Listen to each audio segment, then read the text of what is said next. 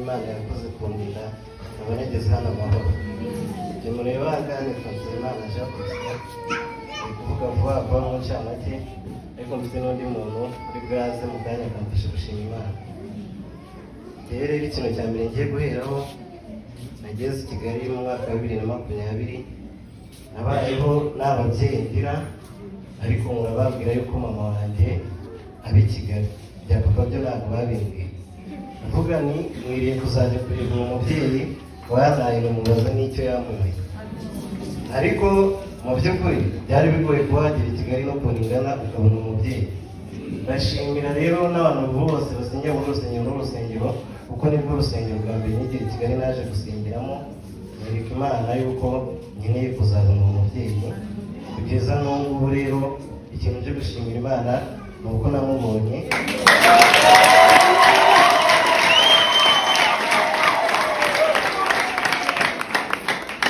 Byari ibintu bitoroshye, barambwiraga ngo mama gafite utwotsi tubiri ku gahanga. Ubwo nigera i Kigali umubyeyi wese wari ufite utwotsi ku gahanga w'umugabo arazaga akavuga ati byanze bikunze uyu niwe mama. Nkamuneka afite abana bangahe yakuye ngo numve ko ariwe. Ikintu cyari kibabaje cyane rero ni uko nta byangombwa nagiraga. Najyaga kwifotoza bakambwira nta gitabo cy'indangamirire nanditsemo, kugira ngo n'ibyangombwa birasaba yuko n'umuntu yiyandikishaho. Nongera gushima rero na Noheli Jean Bosco we wanyakiriye nigera hano i Kigali. N'ubu rero nakomeje kumushaka. Ikintu cya mbere cyatumye mubona, nari mfite impano yo gukina filime. Ndatangira nyina filime rimwe bica kuri televiziyo, kumwe umuntu rero aba ari gutanga ubuhamya nahangana nimero. Bukeye bwaho njya kumva telefoni irasona ngo bite ngo urinde ngira ngo umuntu wenda abanyikundiye ngo ubuse urangiza ati wara ati ngo umubyeyi ati cyane aho katubaye imanya cyongo twari tunaturanye numva ndi hano Nyacyonga nari hano. Ubwo bwarakeye njya kumureba, ariko nyine amisha nyine icyatumye narambye ati nzabikubwira. Sinabyitaho kuko ngiye icyo nashaka cyane cyangwa kumubona. Ibindi ndavuga ati tuzagenda tubiganiraho. Byarakomeje rero ya mpano ya filime nayo ubwo ni icya kabiri nari nje gushimira Imana. Nabyo ndagumya kugerageza njya nsaba abakinnyi nyine, abantu bafite impano tumuze dukine tutambutse natwe ubutumwa bwacu muri iyi filime. Abakinnyi bakaza rimwe bararambirwa baravuga ati uratuzi utaduhemba, natwe ntabwo twaza. Agira ati mwebwe dukore tumwe duhembwa nzabahemba. Ejo hakaza 10. Ndegeze igihe noneho ibintu byose bisabwa byo guhembwa ndabyuzuza. Ndapurayinga kuko nyine iyo urangije kubyuzuza urapurayinga usaba ko baguhemba ku icyicaro cyabo kitaba mu Rwanda. Napurayinze banga kumfata.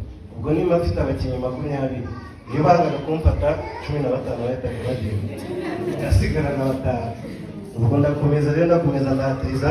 Buri kintu nshimira Imana nuko noneho icyo gihe nyimara kubona umubyeyi haciyemo nk'amezi 2 na bya bindi byari byaranze bihita byemera.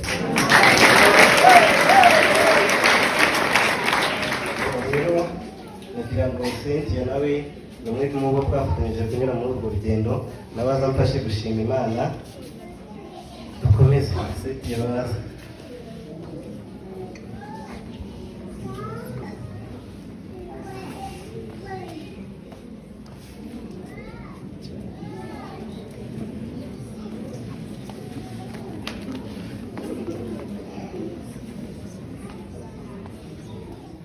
Haleluya. Amen.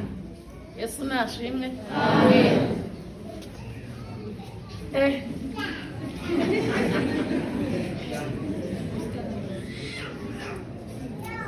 Muri hangana hari ikintu cyo bajya bita ngo ni surprise y'umuntu wambaye, ariko aranamfashije angoreye surprise. Ariko ndabanza nshima Imana kubera ko Satani yari igiye kundiganya ngo nkererwe. Nkimara kwicara numva muramuhamagaye, iyo nkererwa ntabwo nakumusapote. Nkunda gushima Imana rero, ariko kubera ubuzima umuntu aba yaraciyemo, nkunda gushima Imana mbaje kuririmba. Mwihangane mu minota mike wenda bampa ngiye kubanza ndirimba karirimba ibitaro bibiri. Karibu mfashe namwe kabafashe. Mugatega amatwi ntimundebe gusa. Ntabwo mbabujije kureba ariko umuntu umve. Ya murasanga iyo ndirimbo ntabwo imfasha, ariko hari aba namwe iri bugere.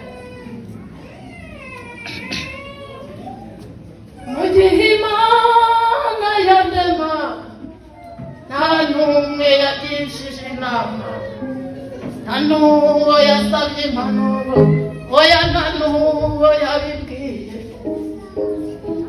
Yafashe iminsi yo kubaho kwanjye icamo iminwe, impaha umunsi w'amahirwe, nta n'uwundi wo guhangayika. Amezi agenda ndi mu nda, ntawaruza akazoza kanjye karendereye mu buzima bwanjye. Mana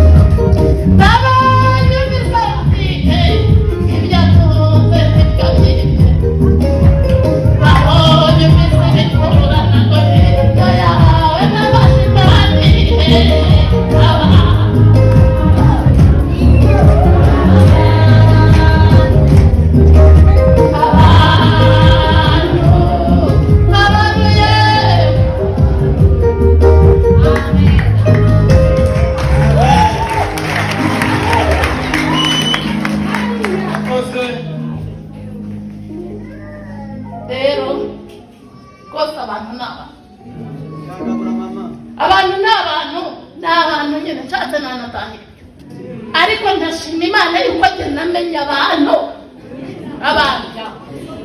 rero nshimye Imana ncagaguye mu minota mike, ariko ntabwo mugatahane umenye umuntu umenye abantu. Nshimye Imana ko yampuje n'uyu musore, nta nubwo nari muzi, ariko hari ikiraro nanyuzeho Imana yagiraga ngo nce kuri icyo kiraro nzabashe kumusapotinga.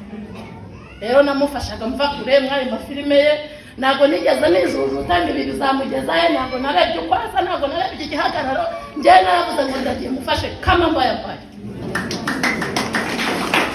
Akaza rimwe simbizi ngo yapreyinze niba ari ukumumbaze tere ati byaciyemo, tukabyina tugaterura.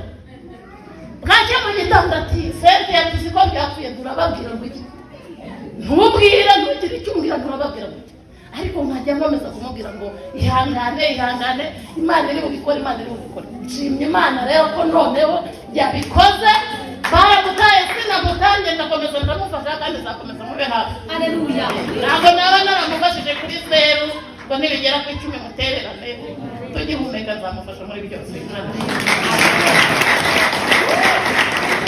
Yakoze kadusoze umwanya munini, ariko reka turirimba agatero kamwe kuri ya ndirimbo z'amasezerano y'Imana. Niba amaze ubwabo dusenga ugire kwizera amasezerano y'Imana, iyo wamaze kuba